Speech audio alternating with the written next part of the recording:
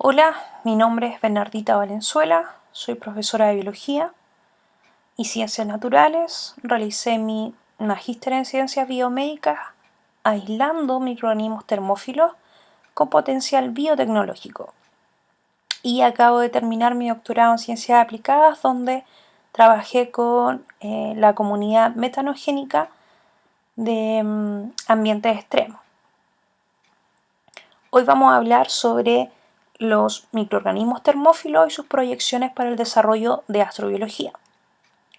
Bueno, sabemos que la astrobiología es una ciencia multidisciplinaria que estudia el pasado, presente y futuro de la vida en el cosmos. Ya se encarga de estudiar el origen y la evolución de la vida en el universo. Y aquí es importante destacar un concepto y ponernos de acuerdo en un concepto, que es la vida, que entendemos como vida, ¿ya? Y Manot indicó que somos una especie de broma cósmica y que la probabilidad de que volviera a ocurrir sería prácticamente cero. Posteriormente, Christian Duff indica que la vida es un imperativo cósmico. Es casi obligatorio que surja la vida donde quiera que se den las condiciones físicas que prevalecían en nuestro planeta hace unos 4.000 millones de años atrás. Esta definición ha sido tomada como pilar para los estudios de astrobiología y de la evolución de la vida en la Tierra. ¿Cuáles eran las condiciones de vida en los inicios de la Tierra? ¿Cómo era la vida primitiva? ¿Cuál es el origen de la vida en el planeta? Lo que sabemos hasta hoy en día es que existe evidencia, por supuesto, que el inicio de el inicio de la Tierra habría tenido una alta temperatura debido a la radioactividad por el continuo bombardeo de asteroides, ¿cierto? Por lo tanto, habría sido un poco difícil el inicio de la vida en nuestro planeta. Los primeros minerales sedimentarios datan desde hace 4.4 millones de años, en donde habría existido erosión, transporte, sedimentación, ¿verdad? Esto a través de la acción del agua, ¿cierto? El origen del agua se cree que habría sido a través de la precipitación por enfriamiento en la atmósfera y la contribución de algunos cometas. El bombardeo de meteoritos se sabe que cesó hace 3.8 millones de años. ¿Ya? Cuando ustedes estudien el inicio de la vida en la Tierra, se encontrarán con imágenes como la que tienen acá, ¿ya? Entonces habrían habido explosiones volcánicas, ¿cierto? Contribución de actividad volcánica, descargas eléctricas en la atmósfera y aguas con alta temperatura, o eso es lo que indica las teorías. En el gráfico que ustedes tienen acá hay una reconstrucción sobre las actividades óptimas de enzimas, ¿ya? Relacionado a su temperatura. Entonces lo que ustedes tienen acá es temperaturas, ¿cierto? Que va entre los 20 y los 90 grados Celsius, y lo que tienen en el otro eje es los años de la Tierra, que está expresado en gigaaños. Entonces, lo que se grafica, como les decía, era la temperatura óptima de enzimas.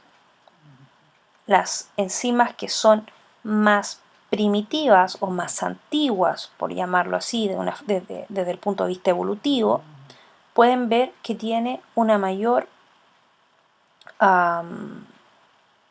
temperatura óptima, ¿cierto? Que están cercanas a los 70 grados Celsius.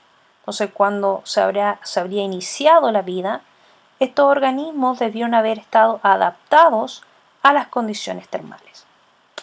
Sin embargo, esta evidencia fue muy cuestionada debido a que hoy en día sabemos que organismos que no necesariamente viven a altas temperaturas, sino que los conocemos como microorganismos mesófilos, que están entre los 20 y los 35 grados, tienen enzimas que son termoestables. ¿Ya? Sin embargo, los organismos viven en condiciones de temperatura más bajas. Por lo tanto, esta evidencia no es muy convincente.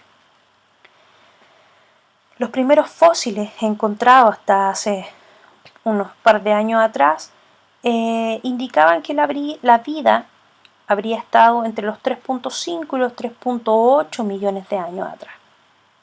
Actualmente, ¿cierto? Este año fue publicado en la revista Nature una evidencia que indica que habrían fósiles o microfósiles en rocas sedimentarias que pertenecen a antiguas fuentes hidrotermales en Canadá.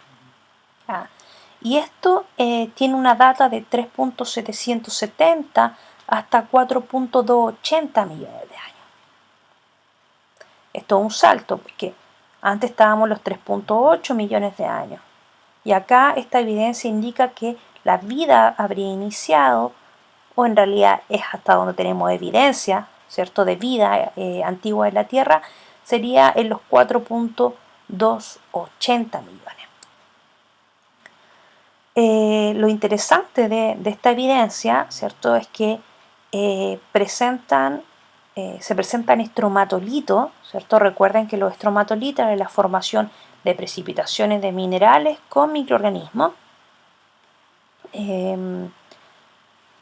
Estos estromatolitos estarían formados a partir de hierro y de microfilamentos de hematita. Este mismo tipo de estromatolitos y precipitaciones se encuentran en sistemas hidrotermales que están actualmente en nuestro planeta. Y esta precipitación de hierro estaría relacionada a microorganismos del dominio Archaea que son capaces de hacer quimiosíntesis a través del hierro. Esto es interesante debido a que sabemos que nuestro planeta hermano, ¿cierto?, Marte, tiene un pasado muy similar al planeta Tierra. Si nosotros somos capaces de encontrar estas precipitaciones con estos estromatolitos en zonas hidrotermales, probablemente también podríamos encontrarlo en la zona de Marte. Ya actualmente se sabe que hay restos de sistemas hidrotermales que actualmente están muertos o no estarían activos en el planeta Marte. Por lo tanto, existe una alta probabilidad de encontrar este tipo de fósiles en el planeta vecino. Otra publicación que salió en el año anterior, ¿cierto? La publicación que vimos antes era del año 2017, de este año, y esta publicación es del año 2016. Esta publicación es una reconstrucción de la fisiología y metabolismo que habría tenido Luca, o el ancestro común universal, ¿cierto? Y acá se encontró algo que es interesante, porque también indicaría que tiene una alta similitud al metabolismo que tienen organismos que habitan fuentes hidrotermales submarinas, que se relacionan también con la quimiosíntesis del hierro y serían muy similares a Archaea del tipo metanogénico. Así que esta evidencia también indicaría o reforzaría que los primeros microorganismos habrían sido organismos termófilos o hipertermófilos en este caso. Hemos hablado hasta ahora sobre condiciones extremas o alta temperatura, y acá es importante aclarar estos dos términos. Los ambientes se definen por las características físico-químicas que estos tienen. ¿Ya? Entonces existe una lista de parámetros físico-químicos que son capaces de sustentar la vida. Ya entre ellos tenemos la temperatura, el pH, la disponibilidad del agua, oxígeno, salinidad, presión atmosférica, radiación solar, principalmente, entre otros. ¿Ya? Cuando nosotros evaluamos cuáles son los parámetros que sustentan la vida, generalmente hablamos siempre desde un punto de vista antropogénico. ¿Ya? Cuáles son las condiciones en las que el humano puede vivir, y en base a eso hemos formulado, ¿cierto?, los ambientes moderados. Entonces, los ambientes moderados son aquellos que están entre los 20 y los 40 grados Celsius, una atmósfera de presión, pH neutro y con agua disponible. ¿Ya? Aquellos ambientes en donde estos parámetros estén, la medida estén por sobre o bajo esta definición, nosotros los conocemos como ambientes extremos. Y antiguamente se creía que estos ambientes no eran capaces de sustentar la vida, y si es que había alguna vida adaptada a este ambiente, la diversidad sería baja. Actualmente nosotros conocemos que estos ambientes sí son capaces de albergar vida altamente especializada, y incluso algunos tienen una mayor diversidad que los ambientes moderados. Es así entonces cuando tenemos ambientes con una baja disponibilidad de agua, ¿cierto? Con bajas temperaturas, pH ácido, alta salinidad, alta temperatura. Actualmente ya no se habla de ambiente extremo, sino que se habla de ambiente poliextremo, ya debido a que la gran mayoría de estos ambientes comparten más de un parámetro, como por ejemplo alta salinidad, alta radiación, alta temperatura, o alta salinidad, alta temperatura, baja disponibilidad de agua. Muchas veces ustedes han escuchado que la palabra desierto se utiliza como sinónimo de nada, ¿ya? Porque se cree que en el desierto no hay nada. Sin embargo, la evidencia recopilada en los últimos 50 años indica que en estos ambientes sí existe vida. Y surge el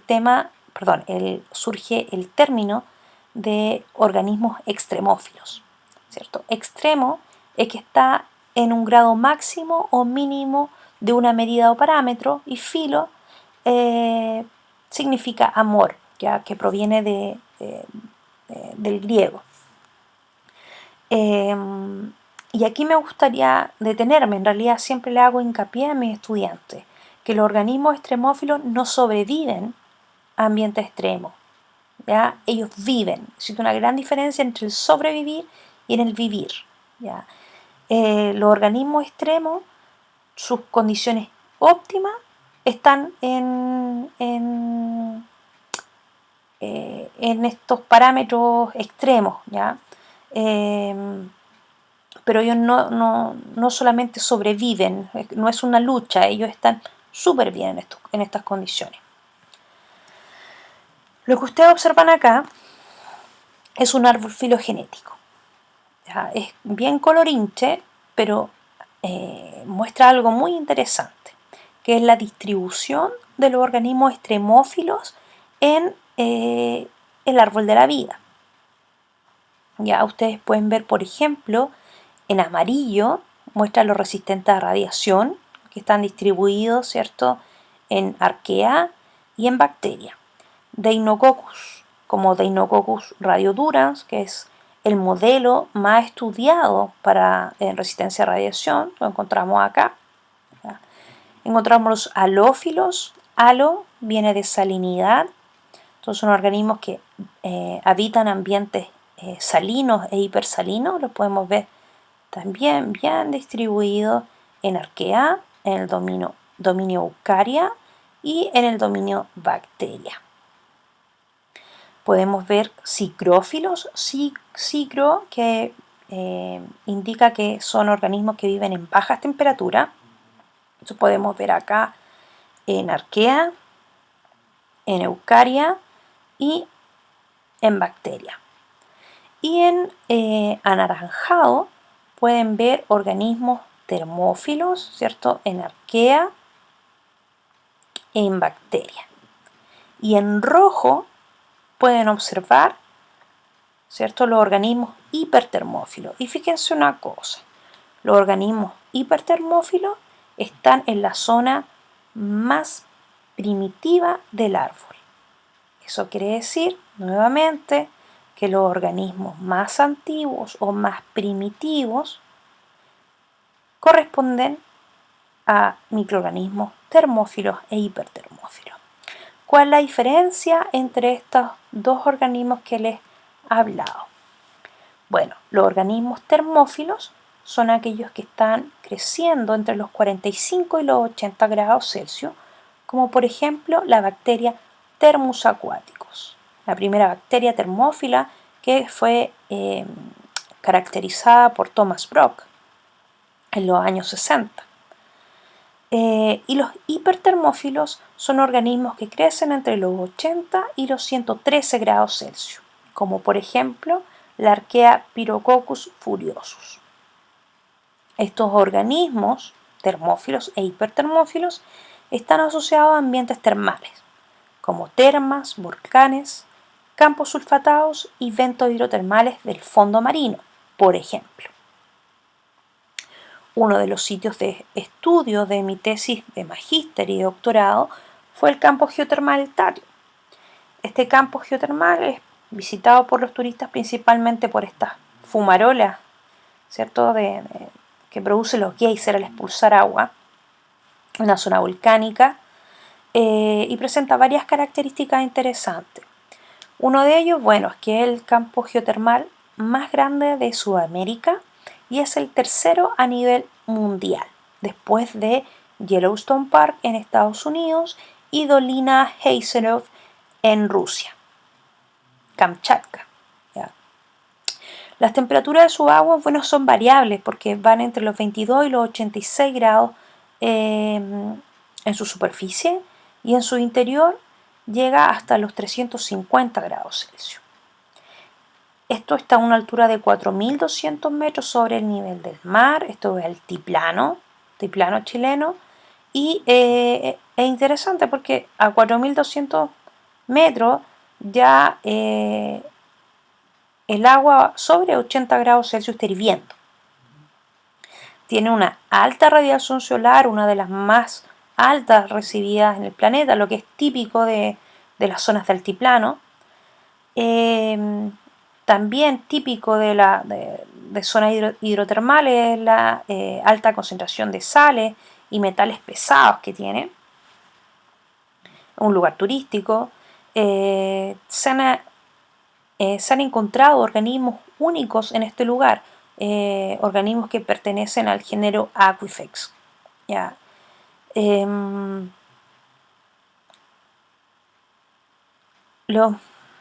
realidad no es género, ya, esto es el Delphila aquifex, ¿ya? Y también se han encontrado organismos que son capaces de utilizar estrategias de sobrevivencia que eran similares a la que, o la hipótesis indica que serían similares a los organismos que estaban en los inicios de la vida en la Tierra. En el año 2016 salió una publicación que indica que este sitio sería un sitio análogo a Marte, principalmente por los depósitos de sílice que existen en este sitio. La precipitación de sílice que existe a alta temperatura deja poros en donde se ubican microorganismos y estos microorganismos también están participando de esta precipitación de sílice. Estos microorganismos son fotosintéticamente activos y en algunos sitios quedan estructuras muy similares a microfósiles que quedan entre las precipitaciones de sílice. Y esto es muy interesante debido a que en Marte, ¿cierto?, sabemos que hay algunos sitios de geyser antiguos, por lo tanto, el acceder a este tipo de muestra nos indicaría que probablemente podamos encontrar algún tipo de fósil microbiano dentro de estas precipitaciones de sílice. En algunos estudios que realizamos en la zona, tuvimos una visita del doctor Alfonso Dávila, con quien estuvimos en el lugar, que pudimos observar algunas pozas que estaban burbujeando. Uno puede imaginarse, ¿cierto?, que en un ambiente geotermal va a haber agua hirviendo, ¿cierto?, a esta altura. Sin embargo, estas fuentes son con temperaturas que no sobrepasan los 40 grados Celsius. Y esto es interesante porque, si ustedes pueden observar aquí alrededor, hay vegetación que es típica de estas zonas del altiplano. Y si observan las imágenes anteriores, en zonas con alta temperatura, ustedes pueden ver que no hay vegetación alrededor. Generalmente el aporte de orgánicos a estos sistemas provienen principalmente de la formación de tapetes microbianos alrededor. Sin embargo, estas pozas, ¿cierto?, cuyas temperaturas son menores, podemos ver que la fotosíntesis de las plantas no tiene problemas para estar acá. Bueno, estas pozas eran interesantes para el doctor Brad B. Boat y la doctora Cheryl Kelly de la Universidad de Missouri. Ellos son expertos en el área de metano o microorganismos productores de metano. Con ello nosotros planteamos un proyecto en donde hicimos la primera exploración a esta zona, en la cual yo dirigí un proyecto en el que nos ganamos unos fondos para obtener un sprinter, en realidad un laboratorio móvil que modificamos precisamente para el trabajo en terreno.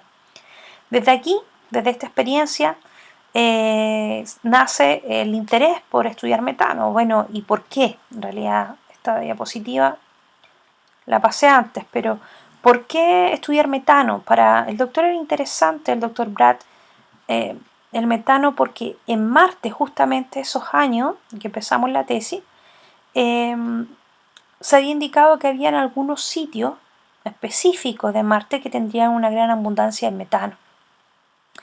Y también estos sitios tendrían hidrógeno. El hidrógeno se conoce como un sustrato para microorganismos metanógenos. Por lo tanto, una pregunta, ¿cierto?, interesante es que si este metano que está acá podría haber sido de origen biológico, ya sea actualmente o hace muchos años atrás, y que el metano de alguna forma habría estado atrapado en esta zona. El metano no solamente está en el planeta Marte, sino que en otros lugares de nuestro sistema solar. Por lo tanto, es una buena aproximación, ¿cierto?, conocer qué pasa con nuestro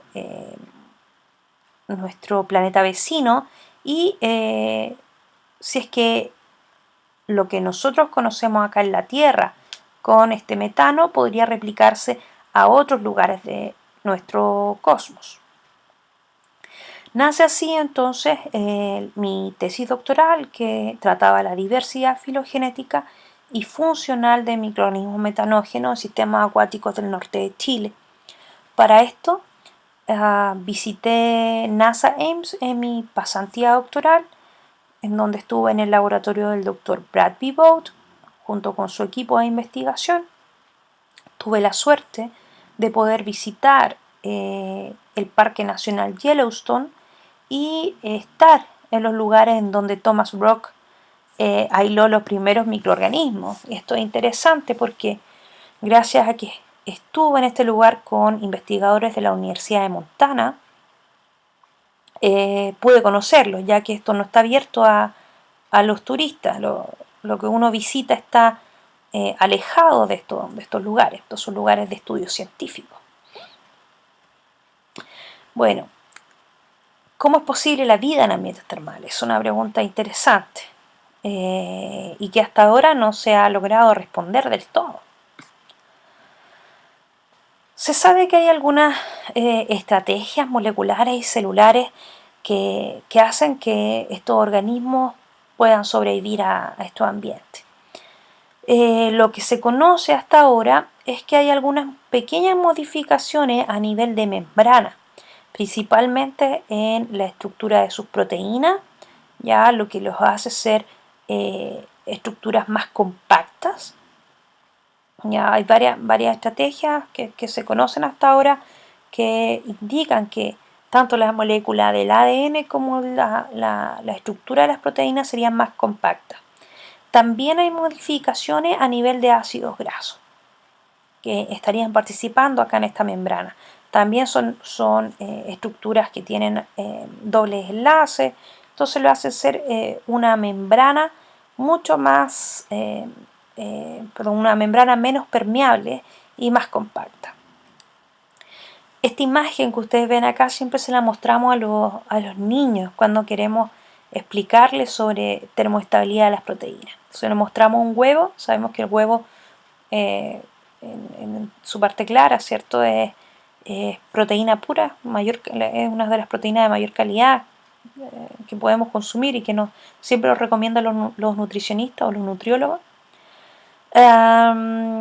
Y mostramos, ¿cierto?, nuestra mano y cómo a medida que va aumentando la temperatura, ¿cierto?, el huevo se va cocinando y nuestra piel, ¿cierto?, se va quemando. Entonces, nosotros no somos capaces, al igual que el huevo, de tolerar o aguantar altas temperaturas porque nos quemamos.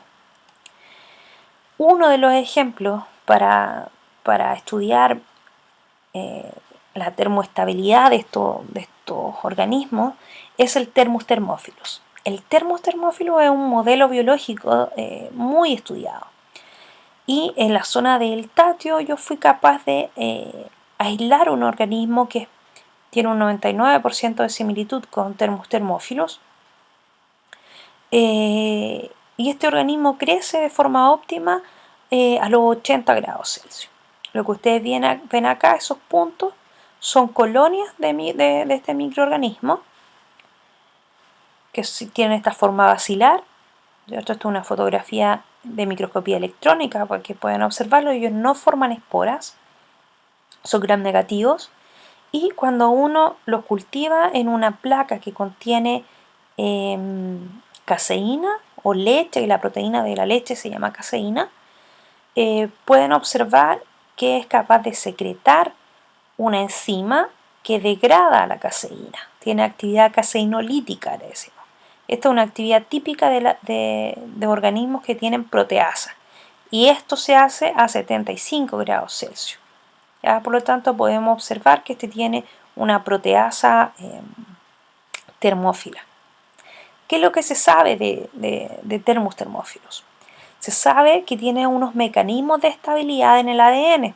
Principalmente tiene unas proteínas similares a la histona, no son como la histona que tenemos en los organismos de eucaria, pero son similares y que son capaces de unirse a ellos poliaminas. Estas poliaminas entonces se unen a esta estructura y son capaces de generar entonces un ADN más compacto. ¿Ya? Lo otro que también se ha encontrado en organismos termófilos e hipertermófilos es que tienen una girasa reversa. ¿Qué es lo que hace esta enzima? Ustedes pueden ver en la primera figura una estructura del ADN relajado. Hay una enzima que es la girasa, ¿cierto?, que permite separar, ¿cierto?, relajar más este ADN, pero en el caso de los hipertermófilos tiene una girasa reversa, que lo que permite entonces es un superenrollamiento o una estructura de supercoil del ADN. Algo que se creía hasta hace unos años atrás que era una de las estrategias que tenían los termófilos e hipertermófilos para estar en altas temperaturas, era que tenían un alto contenido de Gc. Entonces, por ejemplo, cuando vemos Methanopyrus, que tiene una temperatura óptima de 98 grados Celsius, su contenido de Gc es de un 60%. Pyrobaculum, por ejemplo, que vive a 100 grados Celsius, su contenido es 46%. Sin embargo, cuando vemos Pyrococcus furiosus, que crece a 100 grados Celsius, su contenido es de un 38%. Entonces, esto en realidad hoy en día, con todas las secuenciaciones que se han hecho de organismos termófilos e hipertermófilos, se conoce que esto no es así. ¿Ya? Al parecer no es una regla, ¿ya? Para todos los organismos. Lo que sí se conoce también es que existen mecanismos de estabilidad de las proteínas. Las proteínas que son más termoestables tienen principalmente interacciones iónicas diferentes. ¿Ya? La mayor estructura está dada por interacciones iónicas, muy pocos enlaces disulfuros, y sí estarían presentes los enlaces hidrógenos, pero la mayor interacción de las proteínas serían interacciones principalmente de tipo iónica, que le entrega mayor estabilidad. Lo que ustedes observan en esta imagen es una proteasa en donde acá ustedes pueden observar el N-terminal, el C-terminal, y esta zona que está en blanco representa el sitio activo. En el sitio activo tenemos un aminoácido que es glicina en la posición 144. Ese aminoácido, a través de mutación sitio dirigida, fue reemplazado por una alanina. Y fíjense lo que pasa. Cuando evaluamos la actividad residual, que está en este eje expresada en porcentaje, versus el tiempo sometido a alta temperatura, fíjense en lo que ocurre. El wild type, que tenía una glicina, ¿cierto? A medida que pasa el tiempo, pierde actividad. La actividad residual va bajando. Sin embargo, el mutante que contiene la alanina, fíjense ustedes que es más termostable. A los 30 minutos presenta el doble de actividad residual que su wild type. Esto demuestra entonces que algunos aminoácidos son capaces de dar una mayor termoestabilidad a las proteínas. En este gráfico ustedes pueden ver cómo la actividad a diferentes temperaturas estaría siendo diferencial en enzimas del tipo silanasas y oxidasas que provienen de organismos mesófilos, cicrófilos y termófilos. Ustedes pueden ver en azul lo que pasa con los organismos cicrófilos, ¿cierto? Una menor temperatura que lo que pasa con organismos mesófilos en negro, ¿cierto? Y pueden ver el rango de temperatura, ¿cierto? Algunos organismos mesófilos, les expliqué, me parece haberles comentado antes, son capaces de tener temperaturas óptimas por sobre la temperatura de crecimiento del organismo, como ustedes ven acá. Y en rojo se muestra la actividad de hipertermófilos. Y si se fijan, son los que presentan mayor temperatura. Cuando nosotros evaluamos la composición de algunas enzimas, principalmente el número de subunidades, vemos algunas diferencias, vemos marcadas diferencias, debido a que los organismos hipertermófilos son capaces de presentar mayor número de subunidades versus los organismos mesófilos. Es una de las diferencias que se ha encontrado hasta ahora. Estas enzimas son interesantes desde el punto de vista aplicado, ¿ya? Yo les mencionaba termos acuáticos hace un rato. Termos acuáticos ha sido muy importante debido a que posee una enzima que es la polimerasa, que le permite la extensión, ¿cierto?, en la replicación en la duplicación, perdón, del ADN, y que generó la revolución de la biología molecular en los años 80, en realidad a inicio de los años 90, perdón. Gracias a esta enzima, nosotros hoy en día podemos hacer la reacción de la polimerasa en cadena, o la técnica conocida como PCR, ¿ya? Pero también existen otras enzimas que pueden ser utilizadas en procesos industriales, como por ejemplo la pectina, que es utilizada para la clarificación de jugos y vinos, entre otros, ¿ya?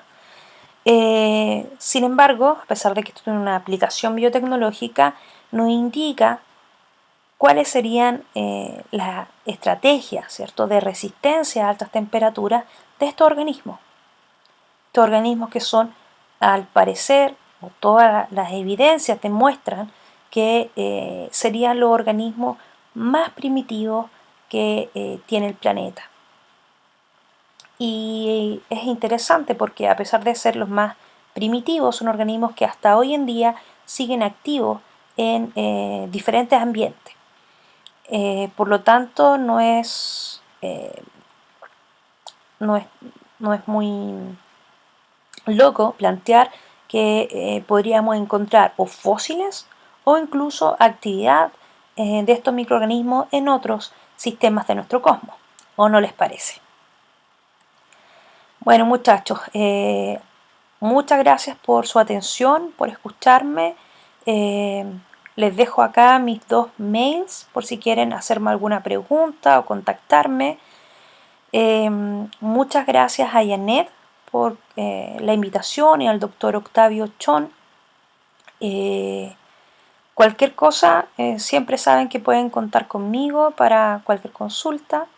Y ha sido un placer poder compartir esto con ustedes. Muchas gracias.